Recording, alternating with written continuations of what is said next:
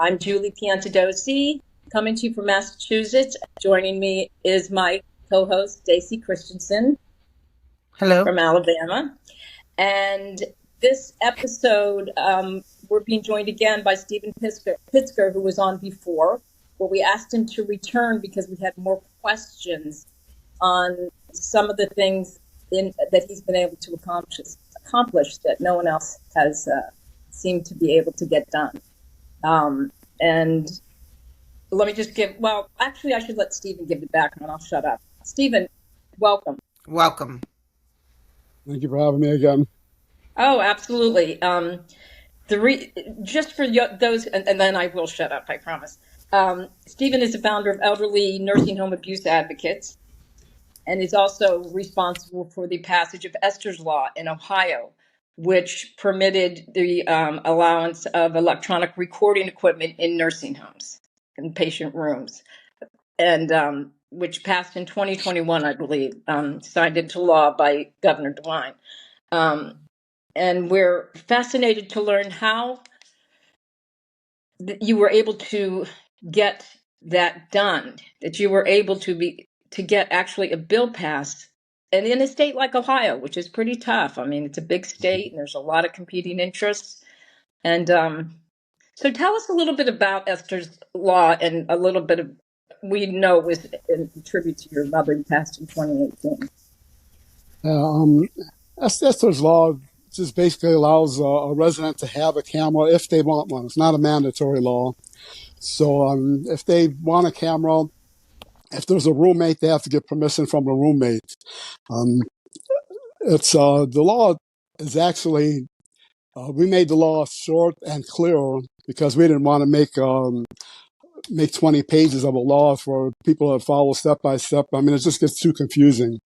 So, I mean, that's all you have to do is you're following year, and Now actually you helped Nevada. Nevada, You helped support the Nevada bill. That's right, because I yeah, remember reading an article about that. Right. Nevada, we worked with the legislature. There was an advocate that called me, and we worked directly with the legislator, both of us, and I mean, everything worked great because, so I mean, it became a nightmare because I say, you don't want a state attorney general works directly under the governor. So when you go give a case to the Department of Health and they investigate it, if they find that there's a crime there, they must report the crime to the Ohio Attorney General's office. So in order for the Ohio Attorney General to get involved in it, they need proof out of it. So if they got the proof, the Ohio Attorney General in return sends all the proof and the documents that he has to the county prosecutor.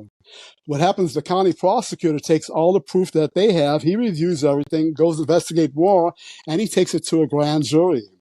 Now you got to convince a grand jury to do the indictment or to whatever is going to happen. So, I mean, to go through all these people, you have to have the proper You have proof. to have good evidence. Yeah, you Good, have to have the strong proper proof evidence. out of it. So, when the Department of Health bill, we're going to have to put in this bill that if you're a legal guardian, you have to go to court to get permission from the court to put the camera in. To get a So I said, specific court, you have to get a specific court order to put the camera in. Is that you what have they to go said? through, you have to go through probate Got it. court. And some courts, some places called family courts or conservative court or whatever, but it's all the same. So Right. if you're a legal guardian, you have to go to the court that appoint you legal guardian to get permission to put the camera in. So I said, well, that's crazy. I mean, he's a legal guardian. They've already got the authority to put the camera in. He says, no, Nevada law is different. He says, actually, Nevada is the only one that has this law. So I told him, I said, I got to look at the law. And when I looked at the law, he was absolutely right. The Nevada law says that the legal guardian has to get permission for anything. And they did that because of the guardianship, to fight guardianship abuse. So they figured that if the guardian has to go to the court for everything, then the court automatically knows on everything that the guardian is doing. Okay. So, and then Nevada got a lot of recognition as the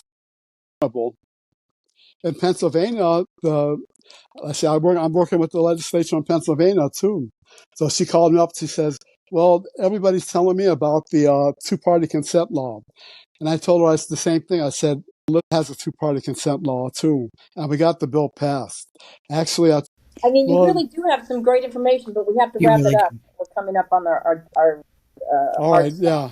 Because But I say there's a lot of questions on why why they don't why the prosecutors and the police and the courts don't do anything to these people, and I'll tell you why.